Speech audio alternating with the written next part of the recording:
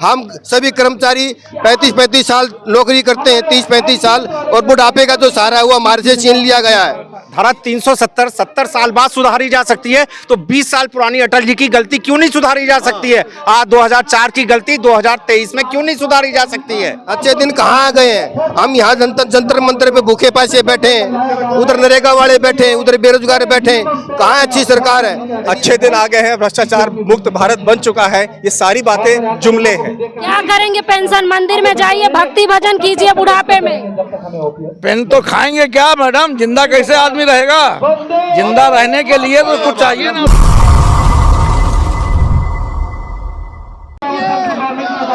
इस वक्त दिल्ली के जंतर मंतर पे हूँ और आप देख रहे हैं इंडिया इंटरनेशनल न्यूज। ये लोग पेंशन की मांग कर रहे हैं, पुरानी पेंशन योजना जो बहाल करो। इनसे कहाँ से आए हैं?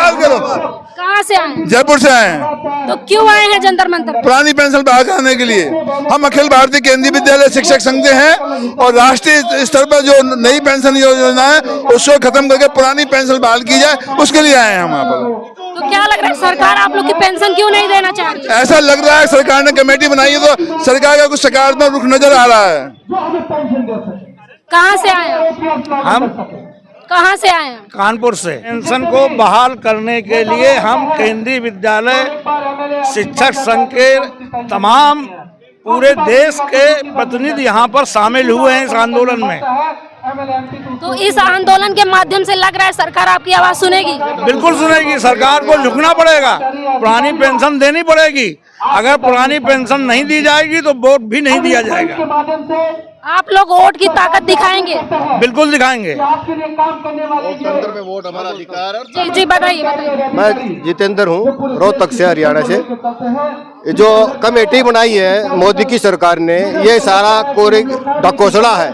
जिन सरकारों ने पुरानी पेंशन लागू करनी थी वो कर चुके हैं। इसमें किसी भी प्रकार की कमेटी बनाने की जरूरत नहीं है। सीधी सी बात है, यदि अच्छी है ये पुरानी पेंशन, बुरी लगती है इनको तो अपनी छोड़ दो तुम, और नई हमारी जो हमको जो नई स्कीम दे रहे हो, नई पेंशन स्कीम दे रहे हो, आप अपने लागू कर लो। और यदि आपको वो अच्छी लगती है तो हमें भी अच्छी लगती है, हमें भी पुरानी पेंशन लागू करके दो। ये कमेटी बनाने का ढकोसला इलेक्शनों के टाइम में आ गए हैं, इसलिए हमें बहला रहे, फुसला रहे हैं, जिससे कि हम नहीं मानेंगे। हम पुरानी पेंशन लागू करवा के ही दम लेंगे और हमारा हक है, ये हमारे बुढ़ापे का सहारा है, तो हम इसको लेकर के रहेंगे। मोदी सरकार हमें कमेटी बना करके झूठा दावा मत दिखाएं। पुरानी बीजेपी केंद्र से लेकर राज्य तक अच्छा काम कर रही है और कहती है कि चंद लोग हैं जो छवि खराब करते हैं प्रधानमंत्री की। प्रधानमंत्री की छवि को हम नहीं खराब करना चाहते। हम पुरानी स्कीम के मुद्दे को अपना अमल में लाना चाहते हैं। हमारी पुरानी पेंशन स्कीम उसको लागू करो और नई को बिल्कुल बंद करो। अगर अच्छी लगती है तो आप अपने पर लागू क्यों नहीं करते? हम सभी कर्मचारी 35-35 साल नौकरी करते हैं, 30-35 साल, और बुढ़ापे का जो सहारा है वो हमारे से छीन लिया गया है। ठीक है, आप लोगों ने एक एक्सपेरिमेंट किया था, वो एक्सपेरिमेंट गलत साबित हुआ है, तो आप इसको अपन वापस ले लो। कहीं कोई देश दिवाला नहीं होता। ये कहते हैं कि देश दिवाला होता है, 30 तक देश दिवालिया हो जाएगा, कहीं नहीं देश दिवाला होता। अगर ऐसा होता तो अपनी भी पेंशन बंद कर दो, अपनी भी नई पेंशन स्कीम ले आओ। तो हम हाथ जोड़ के सरकार से रिक्वेस्ट करते हैं कि हमारी पुरानी पेंशन लागू करें और हम ये करवा करके ही दम लेंगे। तो अगर सरकार आप लोग की मांग नहीं मानेगी तो क्या करेंगे? अभी 24 का इलेक्शन आने लग रहा है। अब जैसे हिमाचल में सरकार चली गई और कर्नाटक में भी जाएगी और राजस्थान में भी, तो इस प्रकार से हम अपने वोट के दम पर के, क्योंकि इलेक्शन करवाने वाला कर्मचारी ही होता है और कर्मचारी अपने हिसाब से इलेक्शन में इनको मुंह तोड़ जवाब देगी। तो डबल इंजन की सरकार चल रही है, वो ठीक नहीं है? बिल्कुल बकवास है, कहीं नहीं डबल इंजन की सरकार है। ये सब मिली भगत है, ऊपर से आदेश आते, नीचे वालों को पाठ करने पड़ते हैं। सबकी सच्चाई ये है कि हमें पुरानी पेंशन चाहिए और लेकर रहेंगे। कहा जाता है कि डबल इंजन की सरकार चल रही है, अच्छे दिन आ गए हैं। अच्छे दिन कहाँ आ गए हैं? हम यहाँ जंतर मंतर पे भूखे पैसे बैठे हैं, उधर नरेगा वाले बैठे हैं, उधर बेरोजगार बैठे हैं। कहाँ अच्छी सरकार है? यदि अच्छी सरकार होती तो अलग से दिखाई दे जाता। ये पूरे वर्ल्ड में अपने देश के लोकतंत्र का कितना बुरा हाल हुआ बता रहे हैं कि किसी प्रकार से भी सरकार किसी भी तरीके से सफल नहीं हो रही है। आप चौक चौराहे से लेके बाजारों में देख लीजिए, बड़े बड़े होर्डिंग बैनर कि देश की जनता खुशहाल है, डबल इंजन की सरकार है। ये कोरा मीडिया को भला फुसला करके, डरा धमका करके किसी प्रकार से भी ये इनको दिखाया जा रहा है और उनको जबरदस्ती करके अपनी सरकार को हवा बना करके पब्लिसिटी करके नंबर बना रहे हैं। वास्तव में धरातल में आप जा करके देखो, गरीब वैसे मर रहा है। सिलेंडर की इतने दाम बढ़ गए हैं, जगह जगह रेल के भाड़े और हर जगह किसी भी देख लो, अनाज के भाव। अभी पीछे किसान भी यहाँ पे धरना दे के बैठ के गए हैं। कहाँ कौन सी आप अब बताओ, कोई कौन सुखी है सरकार से? कोई भी सुखी नहीं है। जी जी बताइए।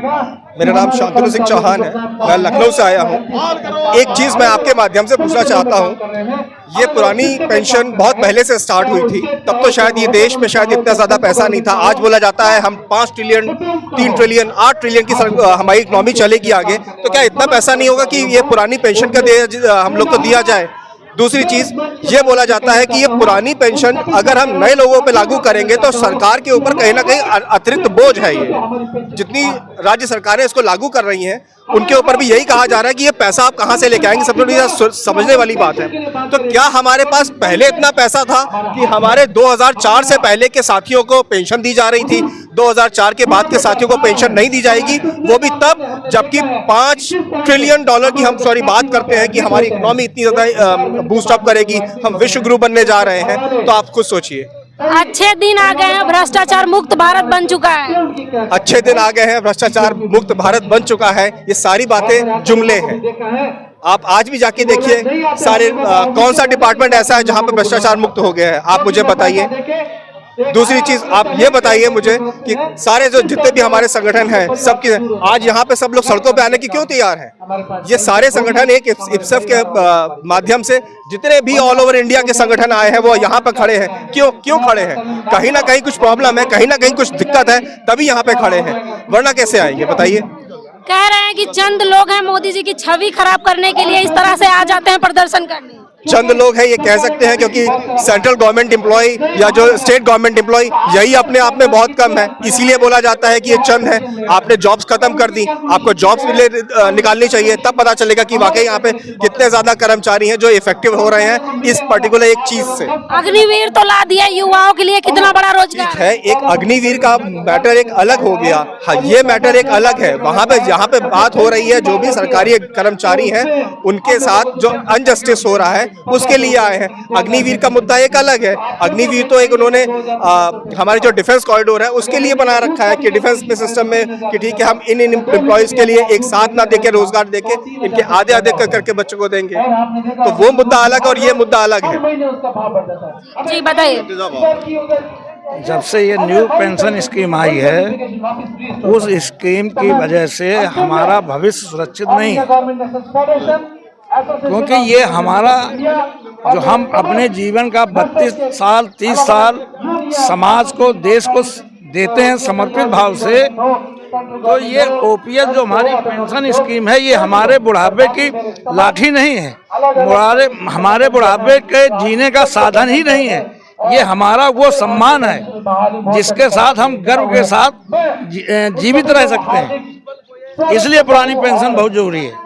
तो आप लोग तो हिंदू है ना, तो क्या हुआ? तो हिंदू है तो मंदिर जाइए, राम मंदिर बन गया है। राम मंदिर बन गया है तो राम हमारी आस्था का प्रश्न है, तो बहुत अच्छी बात है राम मंदिर बन गया है, लेकिन राम मंदिर अपने स्थान पर है और हमारी समस्याएं अपने स्थान पर, हमारा हक और हुकूक की लड़ाई अपनी जगह पर।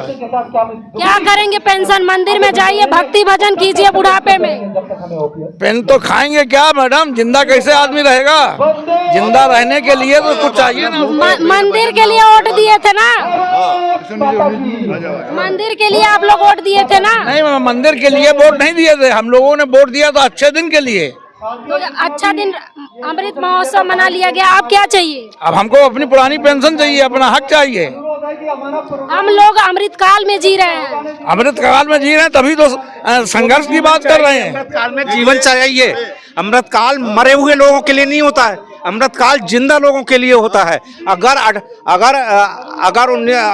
धारा 370 साल बाद सुधारी जा सकती है तो 20 साल पुरानी अटल जी की गलती क्यों नहीं सुधारी जा सकती है? आज 2004 की गलती 2023 में क्यों नहीं सुधारी जा सकती है? गलती हो जाती है। अगर नेता वीर बन के उनको पेंशन मिल सकती है, तो 30-35 साल की सर्विस के बाद हमको पेंशन क्यों नहीं मिलेगी? ये भी हमारा अधिकार है, ये हर वोटर का अधिकार है। केवल राज्य कर्मचारी और सेंट्रल गवर्नमेंट एम्प्लॉय के पेंशन रोकने से ही देश आगे नहीं बढ़ेगा। इनको भी जीने का अधिकार चाहिए, और ये जीवन जीने का अधिकार हमारा संविधान हमको देता है, जो हमसे छीन लिया गया है। आप बताइए। अभी देखिए मैडम, ऐसा है कि तानाशाही जो सिस्टम चल रहा है उसमें पेंशन एक बड़ा मुद्दा है। हर आदमी को बुढ़ापे का सहारा होता है, तो एक सभी परिवारों में भारतीय जो संस्कृति रही है उसमें जो ओल्ड पेंशन स्कीम थी वो बुरी नहीं थी। एक जो आदमी अपनी मेहनत करके पूरी जीवन के एक निचोड़ पे पहुंचता है कि वो अपने बच्चों को पालन करता है, वो सारी अवस्थाओं से दूर हो जाता है। तो ये अवस्था बहुत जरूरी है।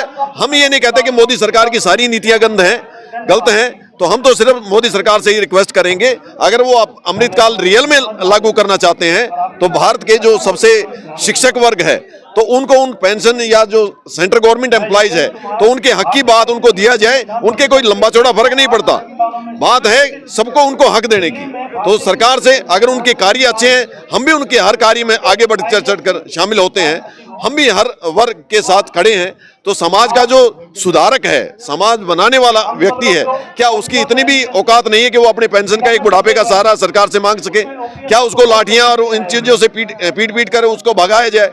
तो मैं सरकार से निवेदन करूंगा कि इस विषय में एक सभी सेंट्रल कर्मचारी के लिए दोबारा से 2003 से 4 से पहले जो भी हमारा पेंशन स्कीम था दोबारा से लागू किया जाए। तो 2024 आगे ही केंद्र का चुनाव है, तो क्या करेंगे आप लोग? इस बात पर हम लोग पूरा जनमत तैयार करेंगे कि सभी सरकारी कर्मचारियों को ओपीएस दिया जाए। बिना सरकारी कर्मचारियों को ओपीएस दिए हुए ये देश आगे नहीं बढ़ सकता। सरकारी कर्मचारी इस देश का कैरेक्टर बनाता है, और उनके बिना देश आगे उतनी प्रोग्रेसिव नहीं हो सकता। हमारा हक, हमारा अधिकार हम सभी को मिलना चाहिए। जी बताइए, कहाँ से आए हैं? मैडम जयपुर से आया हूँ। बताइए। तो क्या मांग है आप लोगों की? मैडम हमारी मांग है पुरानी पेंशन जो स्कीम है उसको दोबारा लागू किया जाए। ठीक है, शिक्षक वर्ग के पास वैसे भी कुछ नहीं है, सिर्फ पेंशन और सैलरी के अलावा। उसके आज जो युवा है, जो नए बच्चे आए, नए लोग आए, उनके पास रिटायरमेंट के बाद कोई ऑप्शन ही नहीं है। जो परिणाम सामने आ रहे हैं, किसी को 1200 रुपये पेंशन मिल रही है, किसी को 2500 मिल रही है, उसमें जीवन की कल्पना नहीं की जा सकती। आज हम पूरे विश्व में देखें, फ्रांस जैसे देशों में आज सरकार घुटने पे, जबकि पूंजीवादी देश है, वहाँ पर पेंशन को लेकर इतना आंदोलन हो रहा है कि सरकार को घुटनों पर आना पड़ रहा है। तो हम हमारे लोकतंत्र में हमारे अधिकारों की मांग कर रहे हैं। क्या लग रहा है, आप लोग भी सरकार को घुटनों पे ला देंगे अगर पेंशन नहीं दी गई? बिल्कुल मैडम, आखिरी दम तक हम संघर्ष करेंगे और जम के करेंगे। तो देख लीजिए, ये लोग पेंशन की मांग कर रहे हैं, पूरा जीवन खपा दिया कि इन्हें पेंशन मिलेगी, बुढ़ापे की सहारा बनेगी, लेकिन आज इनको पेंशन नहीं दिया जा रहा है। ये लोग दिल्ली के जंतर मंतर पे आए हैं, धरना प्रदर्शन दे रहे हैं, अलग अलग राज्य से आए हैं। इस खबर पे आपकी क्या राय है, हमें कमेंट बॉक्स में जरूर बताएं। धन्यवाद।